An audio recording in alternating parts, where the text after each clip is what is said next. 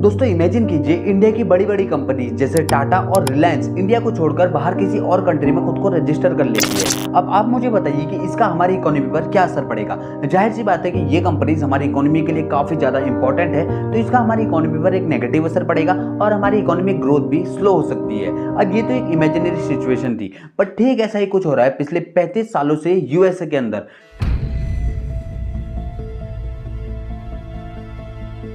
Medtronic is relocating its headquarters to Ireland, which has a much lower corporate tax rate than in the United States. Pfizer considered buying AstraZeneca, also in part for its UK address and tax rate, which could have saved the company $1 billion a year. U.S. Treasury Department is finally taking steps to address corporate tax inversion. It's called inversion. 1983 से लेकर 2018 तक 90 से ज़्यादा companies ने USA को छोड़ दिया है और वो किसी और कंट्री में शिफ्ट हो चुकी है। इसमें से बहुत सारी कंपनीज बर्गर किंग जैसी है जिन्होंने 100% अपना बिजनेस बाहर शिफ्ट कर लिया है, और कुछ कंपनीज एप्पल जैसी हैं जिन्होंने अपने बिजनेस का एक बहुत बड़ा हिस्सा बाहर शिफ्ट कर लिया है। अब यहाँ पर सवाल ये आता है कि आखिर यूएसए जैसी इतनी डेवलप्ड इकोनॉमी को और इतनी स्ट्रॉन्ग नेशन को छोड़कर ये कंपनी आखिर बाहर जा क्यों रही है। तो इसका एक सिंपल सा आंसर अगर मैं आपको दूं तो वो है टैक्स। हाँ, सही सुना आपने। ये सारी बड़ी बड़ी कंपनीज अपने टैक्स को बचाने के लिए अलग अलग पैतरे आजमाते रहती है, और जिसकी अभी हमने बात करी उसका नाम है टैक्स इन्वर्जन। तो आज की इस वीडियो में हम यही जानेंगे कि ये बड़ी बड़ी कंपनीज टैक्स इन्वर्जन से अपने पैसे को कैसे बचाती है, अपने टैक्स को कैसे सेव करती है। तो बिना किसी देरी के आज का वीडियो शुरू करते हैं। वैसे मैंने इंटरनेशनल टैक्सेशन पे एक वीडियो और बनाया है जिसमें मैंने आपको बताया है कि कैसी चाइनीज कंपनीज इंडियन गवर्नमेंट को टैक्स का चूना लगा रहे हैं, जिसका लिंक आपको नीचे डिस्क्रिप्शन में, ऊपर आई बटन में और इस वीडियो के एंड स्क्रीन में मिल जाएगा। इस वीडियो के बाद आप उस वीडियो को भी जरूर देखना, वो भी काफ़ी इंटरेस्टिंग होने वाला है और उस वीडियो से आप इंटरनेशनल टैक्सेशन के बारे में कुछ नया जरूर सीखेंगे।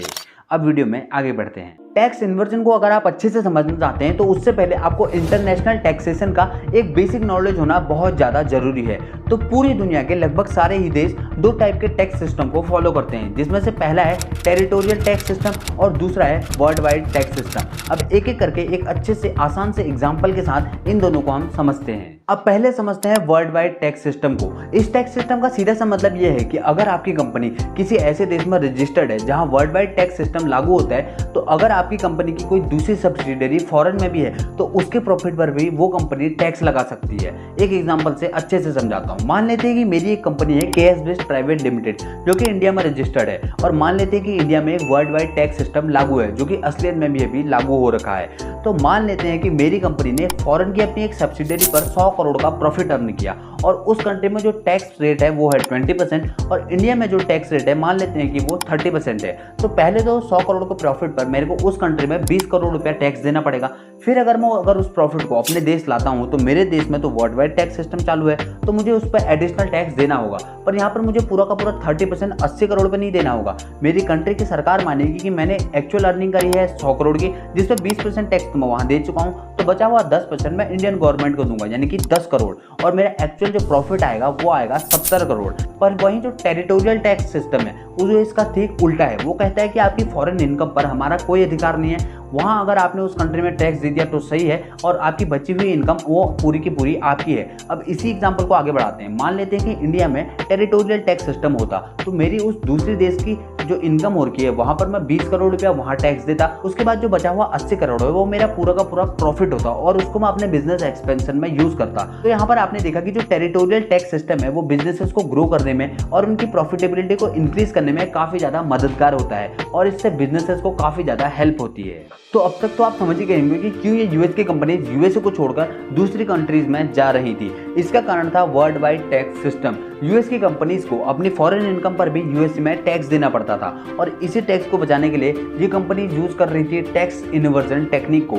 इस टेक्निक के अंदर यूएसए की एक कंपनी किसी फॉरेन की कंपनी के साथ मर्ज हो जाती है, और जो नई कंपनी फॉर्म होती है उसका हेडक्वार्टर ये किसी बाहर की कंट्री में जहां टेरिटोरियल टैक्स सिस्टम है वहां पर लगा देते हैं, और इस तरीके से ये यूएसए के टैक्स सिस्टम से बचकर निकल जाते हैं। अब यहाँ पे आप ध्यान नहीं देना कि जब भी मैं कह रहा हूँ कि ये यूएसए छोड़कर चली जाती है, इसका मतलब ये बिल्कुल भी नहीं है कि ये यूएसए में अपना पूरा का पूरा बिजनेस बिजनेस को बंद कर देती है। इनका बिजनेस कंटिन्यू रहता है बट इनका जो हेडक्वार्टर है वो चेंज होता है, यानी कि ये यूएसए में अपना बिजनेस जैसे पहले करती थी वैसे ही करती है। यूएसए में एम्प्लॉयज को सैलरी भी देती है और यूएसए में जितना प्रॉफिट होता है उसका जो टैक्स है वो यूएसए की गवर्नमेंट को देती है। बट जो पूरे और दुनिया का टैक्स है वो अब यूएसए में नहीं आता बल्कि दूसरी कंट्री में चला जाता है। अब यही सेम चीज करी बर्गर किंग ने। बर्गर किंग यूएसए की कंपनी थी जिसने कनाडा की कंपनी टिम हॉर्टन्स के साथ एक मर्जर साइन किया और एक नई कंपनी बनाई रेस्टोरेंट ब्रांड इंटरनेशनल के नाम से, जिसका हेडक्वार्टर उन्होंने रखा कनाडा में। अब उस टाइम पे कुछ लोग कह रहे थे कि इस मूव का बर्गर किंग को ज्यादा फायदा नहीं होने वाला है, पर बर्गर किंग ने ये मूव प्रेजेंट को देखकर नहीं फ्यूचर को देखकर लिया था। अब ऐसा मैं क्यों कह रहा हूं आपसे, इसका भी मैं कारण आपको बताता हूं। 2013 में बर्गर किंग के टोटल आउटलेट थे 13,600 के करीब, जिसमें से 7,430 आउटलेट अकेले यूएसए में थे।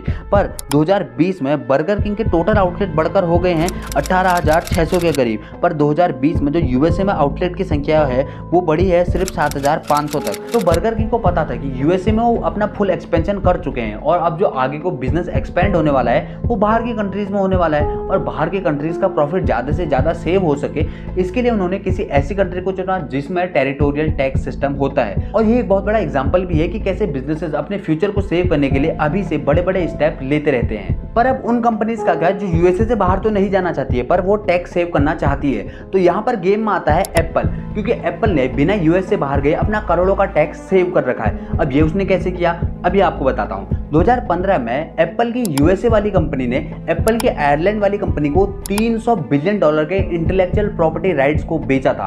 अब इससे क्या हुआ, इससे ये हुआ कि वो आयरलैंड की कंपनी अब पूरी दुनिया में उन इंटेलेक्चुअल प्रॉपर्टी राइट्स को रॉयल्टी पे देती है और वहां से उनके रेवेन्यू को कलेक्ट करती है और आयरलैंड में ही रखती है, आयरलैंड से ही दोबारा और देशों में इन्वेस्ट कर देती है, यानी कि वो पैसा दोबारा यूएस नहीं आता, जिस कारण से यूएसए की गवर्नमेंट उस पैसे पर कभी टैक्स नहीं लगा पाती और वो पूरा का पूरा सेव हो जाता है। और इसी प्रॉब्लम से बचने के लिए 2017 में यूएसए अपने टैक्स सिस्टम में रिफॉर्म्स लाया और वो टेरिटोरियल टैक्स सिस्टम की तरफ आगे बढ़ने लग गया। वीडियो अच्छा लगा हो तो वीडियो को लाइक कर दीजिए और मुझे कमेंट सेक्शन में बताइए कि क्या इंडिया में भी टेरिटोरियल बेस्ड टैक्स सिस्टम होना चाहिए। और अगर आप जानना चाहते हैं कि चाइनीज कंपनियां कैसे इंडिया में टैक्स फ्रॉड करती है तो आप इस वीडियो पे क्लिक कर सकते हैं और यहाँ पे क्लिक करके हमारे चैनल को सब्सक्राइब कर सकते हैं। और मैं मिलता हूँ आपसे ऐसी ही किसी और अगली इंटरेस्टिंग वीडियो में।